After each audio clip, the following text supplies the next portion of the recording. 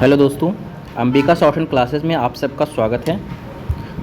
Dictation 140 शब्द प्रति minute, Ramdhari Gupta, प्रतिलेखन संख्या 5556 आप लोग के लिए प्रस्तुत है।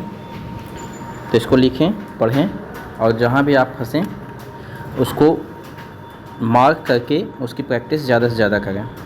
धन्यवाद। डिक्टेशन स्टार्ट होगा 5 सेकेंड में। Ready, last ready, start.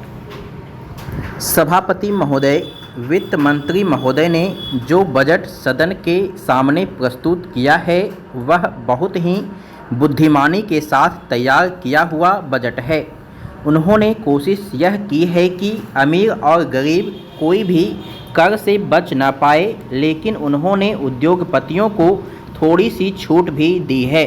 जो बड़े बड़े पूंजीपति लोग हैं उनको कर से कुछ मुक्त किया है, कुछ सुविधाएं दी हैं। मैं नहीं समझ पाया हूं कि ऐसा उन्होंने क्यों किया है।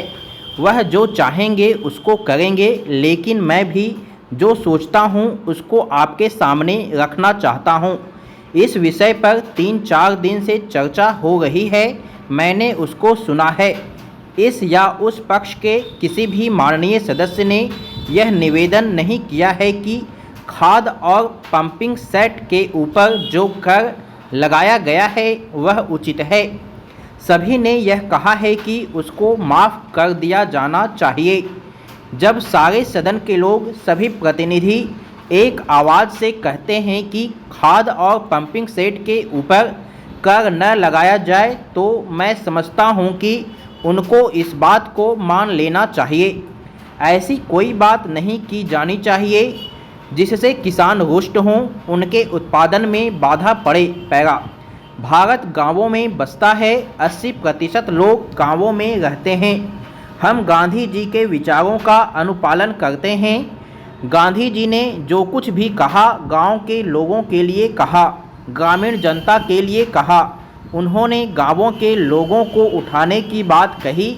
कोलकाता, चेन्नई, मुंबई, दिल्ली आदि शहरों के रहने वाले लोगों की ही उन्नति हो और गांवों में रहने वालों की न हो, ऐसा उन्होंने कभी नहीं कहा। वित्त मंत्री महोदय भी गांधी जी का शिष्य अपने आप को कहते हैं और उनका रूप अपने रूप में देखते हैं, और वह हैं भी। इसलिए उनका यह कर्तव्य होना चाहिए कि गांधी जी के विचार के अनुसार वह सारे देश में मद्य निषेध को कार्यान्वित करें। चूँकि हमारा देश कृषि प्रधान देश है, इसलिए वह पशुधन को बढ़ाएं, उन्नति की व्यवस्था करें और सारे देश में गौवध को बंद कर दें। सरकार ने यह संकल्प लिया है कि हिंदुस्तान में समाजवादी समाज और लोक कल्याणकारी राज्य की स्थापना की जाएगी। इस समय देश में आर्थिक विषमता अधिक है। पैरा, सभापति महोदय, एक व्यक्ति की आमदनी 3-4 आने और दूसरे की 10-20 हज़ार रुपये है। अगर वित्त मंत्री महोदय इस विषमता को दूर नहीं करेंगे तो समाजवाद का नारा बिल्कुल कोरा और कागजी सिद्ध होगा। इस देश में 8-10 करोड़ हरिजनों का एक ऐसा वर्ग है जिसकी आर्थिक स्थिति बहुत गिरी हुई है। इस बजट में उनकी उन्नति और कल्याण की योजनाओं का समावेश होना चाहिए। वित्त मंत्री ने 1500 करोड़ रुपए के जो कर लगाए हैं उनसे देश के आम आदमियों की हालत खराब हो गई है। मुझे इस बात की बड़ी प्रसन्नता है कि योजना के अंतर्गत देश में विकास कार्य हो रहा है और हम इस दिशा में जो कुछ कर पाए हैं वह प्रशंसनीय है।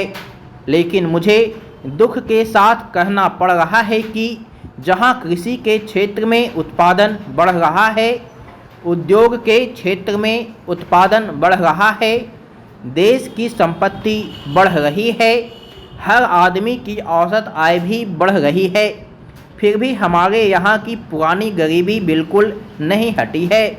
मैं समझता हूँ कि यह इस सदन के लिए और सरकार के लिए विचार करने का विषय है कि क्या कारण है कि जब हम 55 वर्ष से अपने देश की गाढ़ी कमाई का रुपया और दूसरे देशों से कर्ज लेकर बड़ी बड़ी रकमें देश के विकास के लिए खर्च कर रहे हैं और देश में धन भी पैदा हो रहा है, तब भी देश में जो लोग गरीब हैं उनकी गरीबी दूर नहीं हो पा रही है। क्या यह आश्चर्य की बात नहीं है? मैं समझता हूँ कि इस पर विचार किया जाए। पहला, यह ठीक है कि हम समाजवाद के रास्ते पर जा रहे हैं, लेकिन समाजवाद के रास्ते पर ठीक ठाक चलें तो भी हम यह अनुमान नहीं लगा पाते। स्टॉप।